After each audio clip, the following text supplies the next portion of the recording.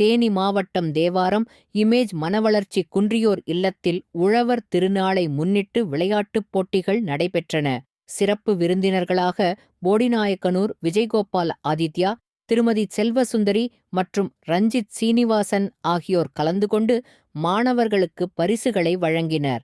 மாணவர்களின் உணவு மற்றும் கல்வித் தேவைக்காக நல் உள்ளங்கள் பண உதவியாகவோ பொருள் உதவியாகவோ உதவிட வேண்டும் என நிர்வாகி பி. முருகன் கோரிக்கை விடுத்துள்ளார். நன்கொடை அளிக்க விரும்பும் நல் உள்ளங்கள் தொடர்பு கொள்ள வேண்டிய முகவரி: பி. முருகன், 94403687525250.